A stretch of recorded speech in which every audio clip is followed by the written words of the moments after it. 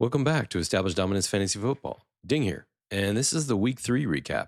And we'll break down every game and fantasy implication moving forward. But before we jump in, hit the like and subscribe buttons and follow us on X at Established Dominance, where you'll get real-time updates during the games. In my opinion, Week 3 can be best described as a revenge week. There were players who traveled back to their former teams and thumped them. There were players who really shouldn't be playing anymore. And there were guys who have been forgotten, aka the tight ends, who came back roaring. So we'll dive in and take a look at them. Now let's start off with the Thursday debacle where the Jets played the Patriots. Or a much better description would be the Jets beat down on a local area Boston high school team. Let's start off with the high school team. Jacoby Brissett and May actually came in as well, combined for 120 passing, no touchdowns, no interceptions, and they lost 60 yards on 7 sacks. So really, they only had about 60 total yards of offense between the two of them. That's really bad. Stevenson barely showed up, 6 carries, and he lost a fumble. That's awful. And then Douglas was the top wide receiver. 9 targets, 7 receptions for 69 yards, a decent PPR day, but again, no touchdowns. For the Jets, A-Rod looking like A-Rod, 280 and 2 touchdowns, ran for a couple of yards. Breece Hall had a nice day, but let's face it, if he didn't have that touchdown, it would have been a terrible day by his standard as a number 1 running back and a first-round pick. Conklin, tight end, showed up finally, 5 receptions for 93. There you go. Lazard had his 3rd touchdown in a row, 3 games in a row, That's pretty awesome. And then Garrett Wilson, he caught a touchdown. 9 targets, 5 catches, 33 yards. Not a whole lot of yards there, but the touchdown saves his day. It wasn't pretty by any imagination, but the Jets got it done. And starting off for Sunday games, we'll take a look at the Broncos versus the Bucks. And this can best be characterized as the, hey Mayfield, are you in the where are they now file? Or are you on the side of a milk carton? I don't really know, but he didn't show up today. Let's start off with the Bucks. Mayfield, 163 yards passing, a touchdown and an interception, no rushing yards. Now, he did find his tight end 7 times for 47 yards, Cade Otton. Once again, the tight ends are back. And one of the big news pieces of this one is Bucky Irving, 9 rushes, 70 yards, versus Rachaad White, 6 rushes for 17 yards. I've been telling you Bucky Irving is the guy. He's going to be the guy. Expect him to get more. But the Bucks fell behind early, and unfortunately, they weren't able to run the ball as much as they wanted. Now, Rachaad White saved his day, 5 catches for 18 yards. Not a whole lot there, but Irving got 3 for 14. Godwin was the number 1 catcher here, 6 receptions, 53 yards, and a touchdown. And then Mike Evans disappeared. What I will say is what I've been saying all along is that Denver's defense is good.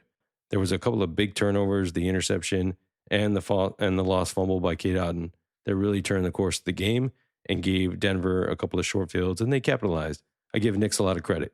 Now, Nix, though, 216 yards passing, no touchdowns. Now, he did run for 47 and a touchdown, but that's really the only way he's getting touchdowns. He's not a very good passer. He just isn't. 216 yards, that's not cutting it. The rest of the running backs were not good either, except for this guy named Batty. Now, I don't know where he came from, but 9 for 70, awesome job, way to go. Don't expect he's going to be out running Javonte Williams or McLaughlin. This was a one-off for him. Now, Sutton had 7 catches for 68 yards, targeted 11 times, the number 1 receiver on the team, but again, no touchdowns. And then Humphrey and Reynolds followed afterwards.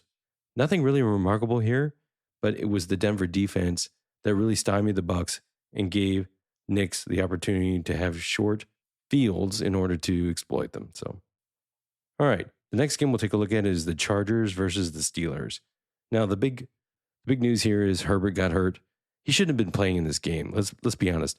The guy had more medical examinations this week than he did practices. I don't know what the coaching staff was thinking here. I mean, they have elite runners. They could have game planned around it, but they brought him in, and the defense of the Steelers got to him and took him out. So monitor Herbert's progress moving forward. Taylor Heineke came in. He was 2 for 2 for 24 yards, but he obviously doesn't have the entire grasp of the offense, so this is going to be an issue for them moving forward. Dobbins, ineffective, 15 rushes for 44 yards. Quentin Johnston, yes, he got another touchdown. Congratulations if you started him. But he only caught 2 balls for 44, and his touchdown was a completely broken defensive play. He was wide open. It was a one-off. I'm telling you, Quentin Johnston moving forward, he's not the guy. McConkey, 3 for 44. Disappointing for a kid that's got a lot of talent. But again, they run the ball. That's what they do. But they didn't do it today. They didn't do it effectively. Edwards, completely gone. 3 rushes for 9 yards. It's the Dobbins show. All right, taking a look at the Steelers. Justin Fields, 245 yards, a touchdown and an interception, and 6 rushes for a touchdown. It sounds like a good day fantasy-wise. He did score a lot of points, but I'll tell you, it was super ugly. He makes everyone around him a worse player. The only touchdown he got passing was when Austin caught this 12-yard catch and then ran it for like 50 yards after that. It really wasn't anything that Fields did. It was his skill player finding a way to completely blow away everyone else on the defense. Other than that, it was really unremarkable. And of course, he vultures a touchdown from Najee Harris, who had a nice day. 18 rushes for 70 yards. Not bad. It's not great, but I mean, you'll take it. 5 catches for 16. So he went over like 14 on a PPR league. So that's good. But other than that, Warren, 3 rushes for 5 yards. Really didn't catch anything either. He had a negative 4 yards on a catch. Freiermuth, 4 for 33. Pickens, 5 for 57. That's a decent day. But for a guy who you took probably in the second or third round, it's not. The big picture here is Herbert's hurt. Fields goes 3-0, but he looks ugly doing it. Next, we have the Eagles versus the Saints. And man, this was an ugly game. There was basically no football game until the fourth quarter. You could have slept until 8 minutes into the fourth quarter, and then you could have finally woken up, and you wouldn't have missed anything. Jalen Hurts, really a terrible day. 311 yards, passing, 1 interception, got sacked 4 times. Then he lost a fumble trying to rush as well. Was really not that effective. Barkley, huge day, 147 yards, 2 touchdowns on the ground, and then he picked up a couple of catches, 4 for 9. But he was the story today. And then the Saints just breaking down, not being able to pass, not being able to throw. That was really huge. And then Goddard. Again, tight ends, here we go again. 11 targets, 10 receptions, 170 yards. Guys, you're never going to see that again from Goddard or really from any other tight end. 170 yards on 10. Yeah. Congratulations if you have Goddard and you played him. That was a one-off. And then Devonta Smith with a terrible, terrible injury. They were definitely going after his head there. Caught 7 for 79, but he didn't come back. And that's going to be an issue moving forward because right now, without A.J. Brown and Devonta Smith, they've got no one. They've got their tight end. They've got Goddard, and that's about it. After that, they're going to have to find somebody. All right, looking at the Saints, Derek Carr, top 2 quarterback, didn't show. 142 yards, a touchdown and an interception. No real rushing either. Kamara had a decent day, 87 yards off of 26 carries, but it's only averaging 3.3.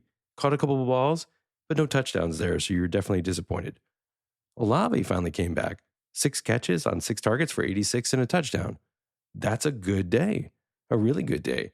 It's almost like Carr forced the ball to Olave to try to get his stats up, and then he ignored everyone else who's been helping him out.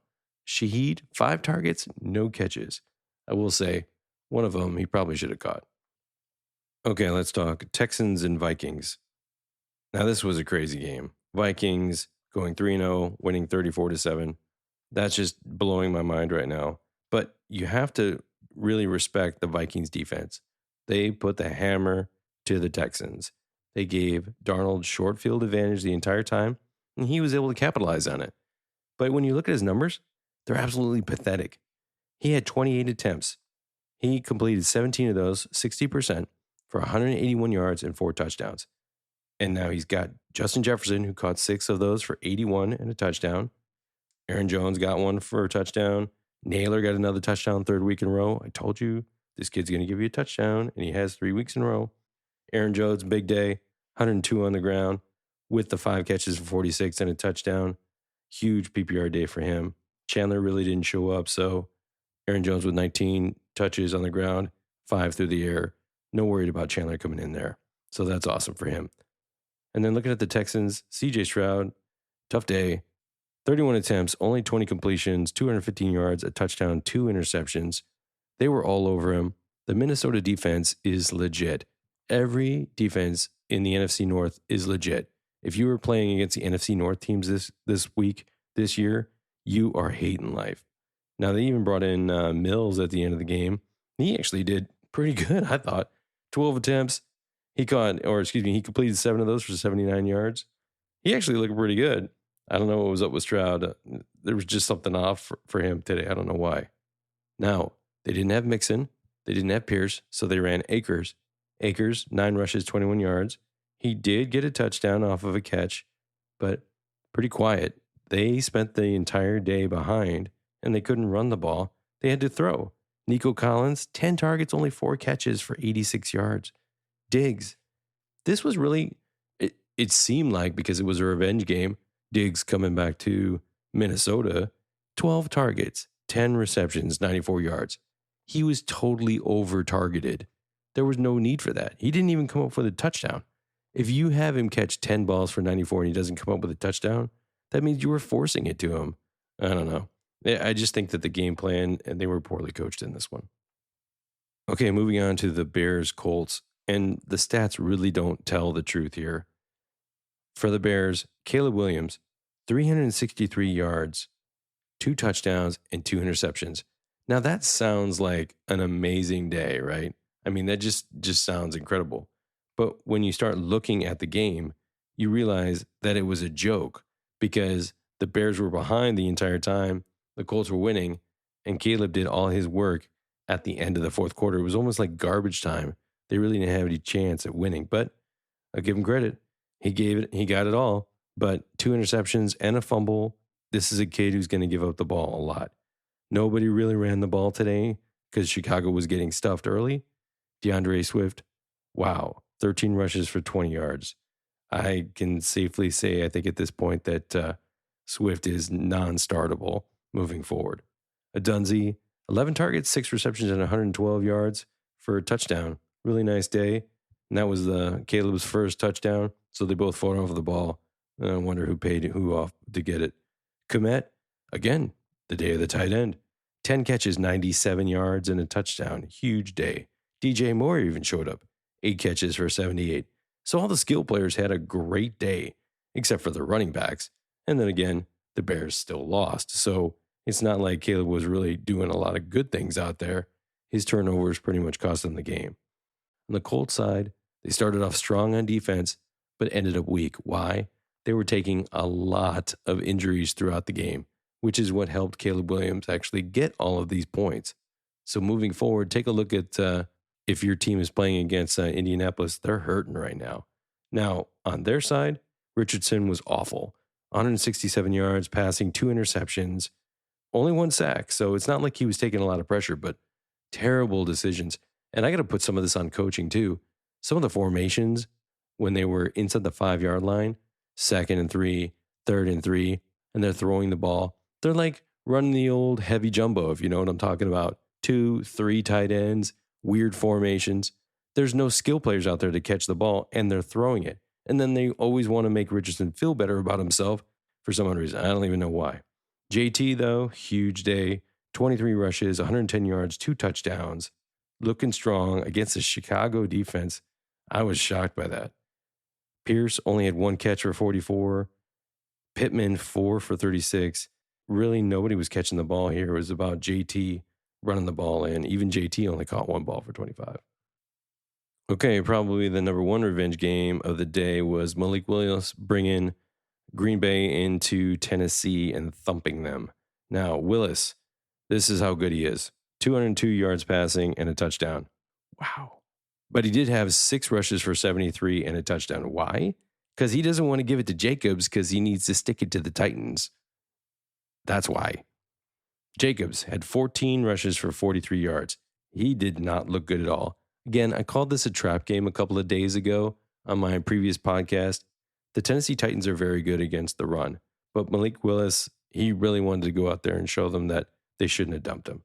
1 touchdown on the ground, 1 touchdown in the air when Malik Willis is awesome. And then for the rest of his team, he hit Reed a couple of times, 4 for 50. Watson, 2 for 67 off 2 targets. That's not very many. And then one of the backup running backs, Wilson, got 2 catches and 1 of the touchdowns. Other than that, this was really more about the Titans, Will Levis being terrible. 260 yards, 2 touchdowns, and 2 interceptions. That sounds like he probably had a decent day, but it wasn't because his interceptions and his fumble, by the way, so 3 turnovers on his end, were awful and cost them the game. No question. His coaches have to be furious. Now, DeAndre Hopkins showed up, 6 catches, 73 yards, and a touchdown. So good to see him back. I hope he's feeling a little bit healthier. Pollard was a no-show, 6 rushes for 14. Tajay Spears caught 4 balls for 54. So from a PPR standpoint, he had a decent day, but Pollard was almost basically a no-show. But Levis is a train wreck. If you have to start him, who else is on the waiver wire? I mean, this guy is just not good. Okay, moving on to the Giants versus the Browns. I got to say, I had no idea that Neighbors was really this good, but he is that good. 12 targets, 8 receptions, 78 yards, 2 touchdowns. He's almost uncoverable. The way he catches the ball, this kid is really talented. He'll probably end up as the number 1 wide receiver overall. I mean, the way it's going right now. I know Marvin Harrison looks really good, but I mean, just with this kind of targets on every game consistently with the touchdowns, I think there's that chance. He even makes DJ look good. He had 236 yards, 2 touchdowns passing. Singletary, wow, another big game. 16 rushes, 65 yards, and a touchdown. He did lose a fumble, though. Caught 4 balls for 43, so he had a really nice PPR day. That's basically it for the skill players, although Wan'Dale Robinson did have 8 targets, 7 catches, 61 yards. But I still don't really think that Wan'Dale is somebody you can start from week to week. The Browns, Watson is pathetic. 196 yards and 2 touchdowns, but he took 8 sacks, and they were really bad sacks. 2 fumbles lost. Ford had a rough day. 10 rushes, 37 yards. Amari Cooper. Now, this is the guy I said was going to get a touchdown in my last podcast, and he got 2 of them, so he made me look bad. I only said he was going to get 1. He had 12 targets, 7 receptions, 86 yards, 2 touchdowns. Huge monster day for Cooper. Welcome back. Watson was definitely forcing him the ball. At one point, they had to pull Cooper out because he hurt himself, and he knew he needed to get back in because if he didn't, they weren't going to make 4th down, and they didn't. So there you have it. And now onto the game that proves that injuries mean everything, and that's the Dolphins-Seahawks game. Skylar Thompson had his first start. 13 for 19, 107 yards, took 5 sacks. That's it. No touchdowns, no interceptions. Terrible. Tim Boyle, just as awful. Miami is a train wreck right now. A-Chain, 11 rushes for 30 yards, 3 catches for 28. Tyreek Hill, 3 catches for 40 yards. I can hit Tyreek Hill for more than that. That's pathetic. I mean, they should have been forcing him the ball. That's it for the Dolphins. I don't even want to talk about the rest of the team. They're done until Tua comes back. I mean, I have Tyreek on like 3 of my teams. I really need to just bench him. There's just no hope left for them. Seahawks, Geno Smith, huge day. 289 yards, 1 touchdown, 2 interceptions. I got to be honest, he played better than that. I thought. The stats just don't show it. DK Metcalf, 6 targets, 4 receptions for 104 yards and a touchdown. He looked unstoppable again. Lockett, 5 for 46. Decent day. Noah Fant. Here's our tight end again. 6 catches for 6 targets. 60 yards. That's 12 points PPR. Very nice. And then, of course, the key member of the cog here was Charbonnet. 18 rushes, 91 yards, 2 touchdowns. Caught 3 balls for 16. Huge PPR day. And until Walker comes back, he's going to be an RB1. Now let's get to the game that everybody's talking about. Panthers, Raiders. I ate so much crow on this one. But you know what? I mean, that's what we do here at Established Dominance. We, when we make a mistake, we own up to it. I can't believe it. Andy Dalton is actually the savior of this team. 319 yards, 3 touchdowns, only had 2 sacks, which is shocking considering the defensive line of Vegas. And he found Deontay Johnson, 14 targets, 8 receptions, 122 yards, and a touchdown. It's like all the coaches finally got together and they're like, well, we know Bryce Young can't run the entire playbook and Andy Dalton can. So here's what we're going to do. We'll let Dalton start and then we'll just use the entire playbook now. And boom, they won the game in a huge way. Chuba Hubbard had a big day, 21 rushes, 114, plus 5 catches for 55 and a touchdown. Just a gigantic day. Thielen, I told you this guy was going to show up, and he did. He caught 3 balls off of 5 targets for 40 yards and a touchdown. The problem is he took a bad injury on that touchdown catch, but he injured himself, and he still held on the ball. So mad props. The vet was looking for the vet, just like I said in the podcast. Unfortunately, Thielen got hurt. I think that also contributed to Deontay Johnson getting the big numbers that he did, because otherwise, if Thielen's there, I think he takes a couple of those catches away from him. The Panthers looked amazing, and on the flip side, the Raiders couldn't be any worse. Minshew, 214 for a touchdown and interception. I think he played a lot worse than that. We can finally close the book on Zamir White. 10 rushes, 34 yards, got a touchdown vultured by Madison, who only had 3 carries. I think it's safe to say that the running backs in Vegas are no longer startable.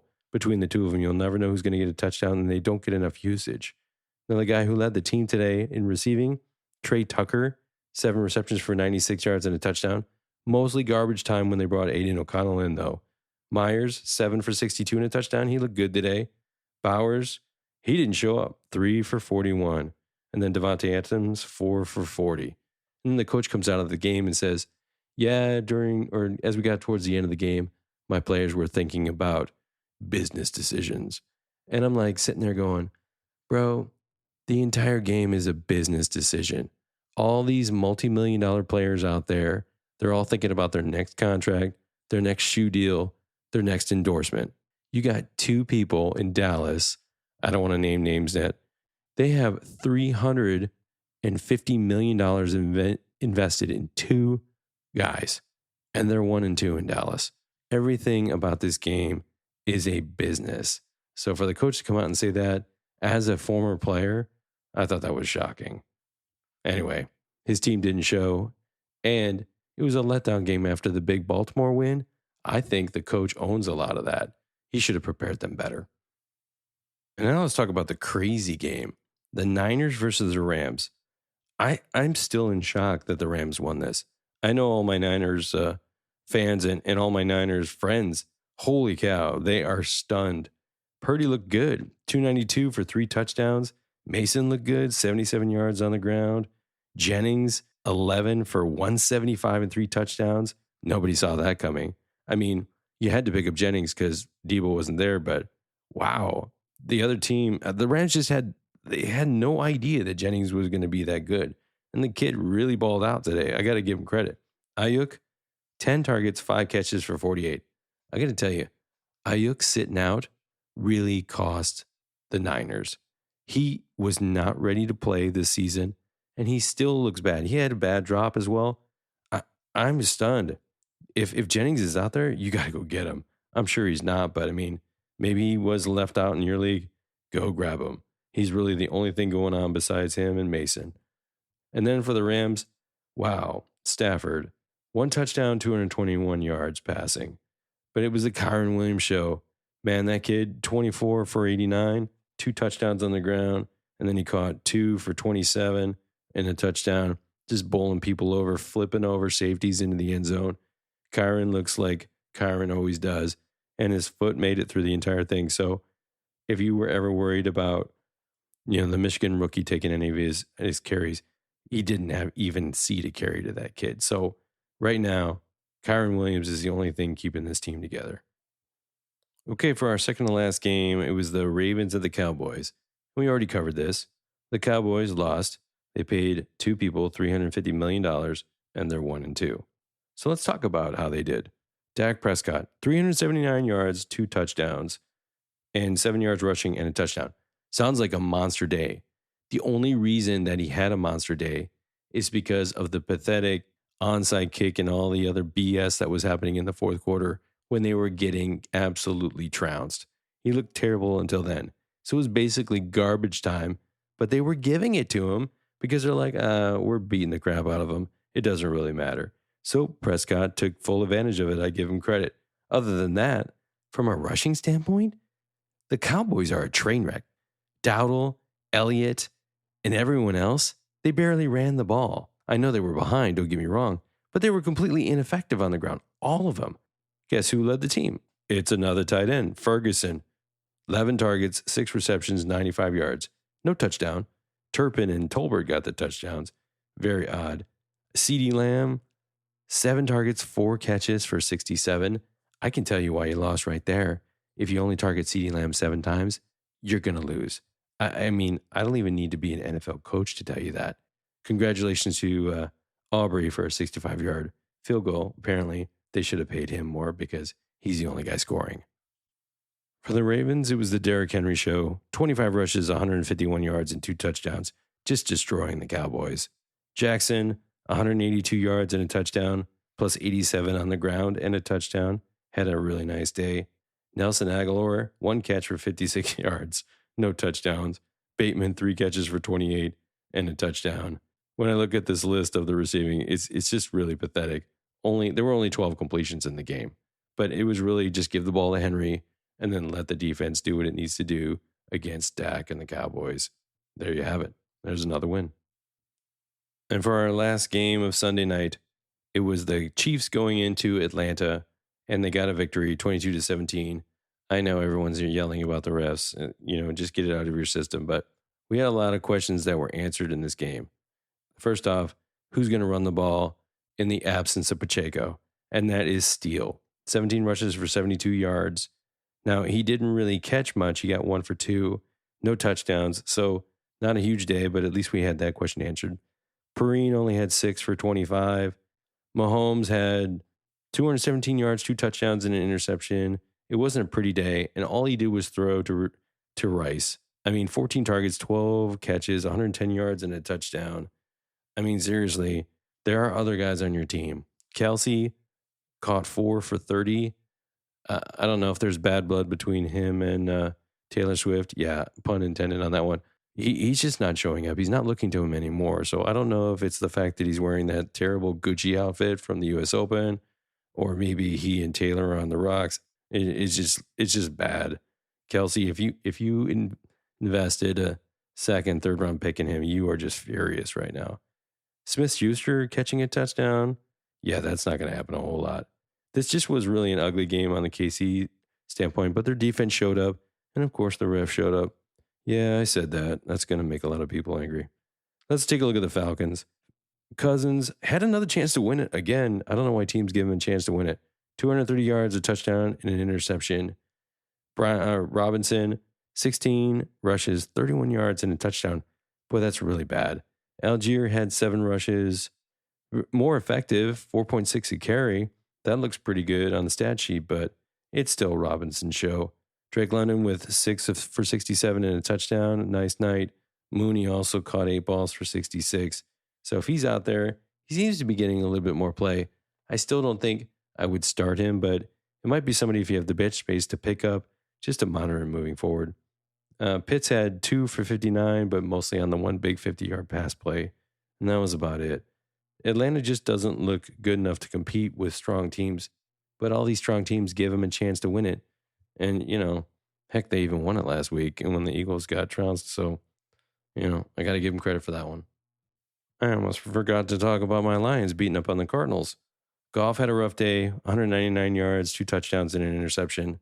It was really the power running game of Montgomery, 23 for 105 and a touchdown.